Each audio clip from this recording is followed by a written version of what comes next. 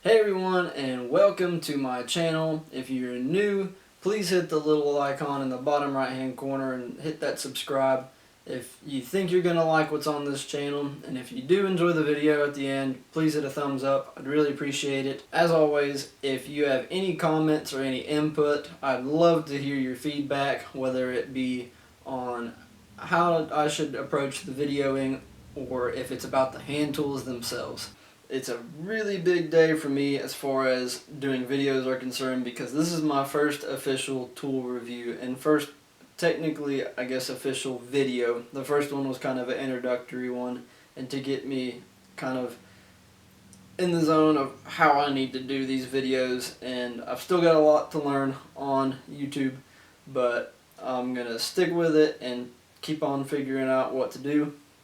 But today we're going to talk about this little guy. It is my favorite tool. I use it on everything from this workbench top that I'm going to be using as my table, actual tables, longboards, skateboards, spoon carving, my tool cabinet that it lives in. I've used it on everything and it does such a great job. This is the Veritas apron plane. Alright, so here is the little guy in question. The Veritas apron plane. And there's so many reasons why this is my favorite, and so I'm just going to get into it and tell you why. First off, the feel. This feels great. These little wings that are cut out are they're in the perfect placement. They're great if you're wanting to use it as a shooting plane. They've been ground completely square to the base, and it just slides very well. It doesn't want to rock like you would think because there's not a lot of meat here to slide on, but it's just enough to where you don't have to worry about friction or it tipping.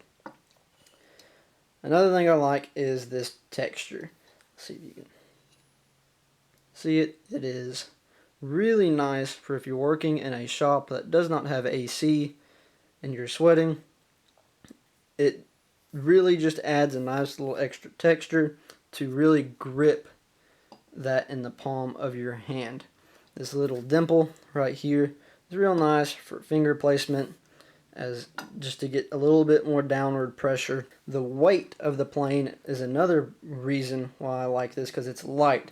It's 14 ounces, which is a lot lighter than any of my other block planes. So as far as extended use goes, and just with one hand, it just really is a good weight. Now let's break it down. The cap unscrews, comes off just like that. You have your blade and your Norris style adjustment that goes lateral as well as forwards and backwards.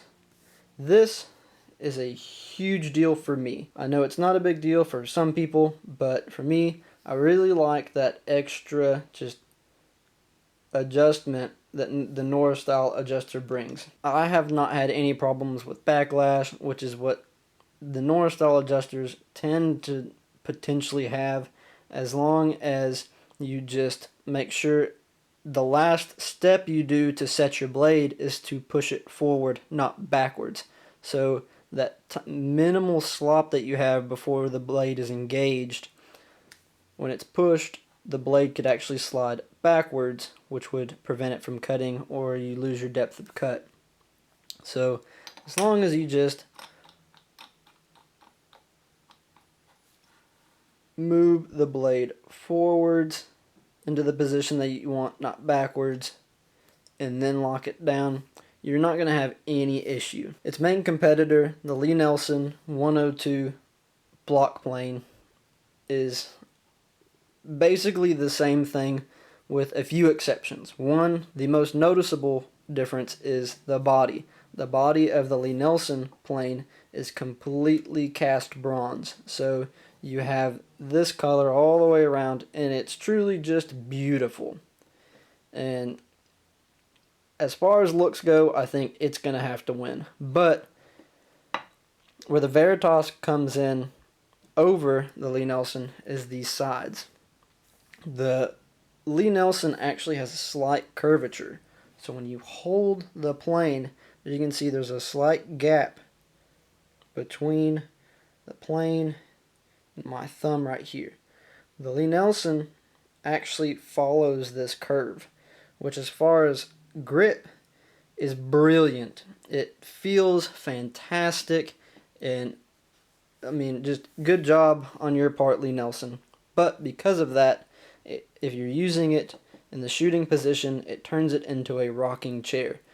So as far as usability, this has to win for me because it has so many things it can do. And where Veritas makes up for the grip, they have these little wings cut out, and it really, really makes a good difference. The other thing that I just really don't like on most Lie-Nielsen planes is the lateral adjustment. Any of their low angle things seem to not have any side to side adjustment. And they claim because of the backlash that I mentioned earlier, but like I said, I've never had any problems for that at all. And so it's not like this is a new thing. If they would include this for me, I would probably lean more towards Lie-Nielsen tools. But because I didn't, that's another reason why I choose this over the Lie-Nielsen. And last but not least, the price. Lie-Nielsen comes in at $125, where this one comes in at $105 with the upgraded blade. And so for the price, you can't beat it. And that's pretty much all I got. So we've seen what the plane looks like up close, all the parts that are in it, and how it compares to its competitor. So if I could do it over again, would I get this? Absolutely. I think it's a fantastic tool. Would I get the optional blade? For $5 more, it's definitely worth it.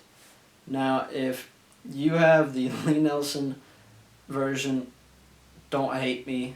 I think that's a fantastic option as well. It's on what you are personally wanting out of a plane, and for me, this had all of the things and more that I would ever look for in a block plane.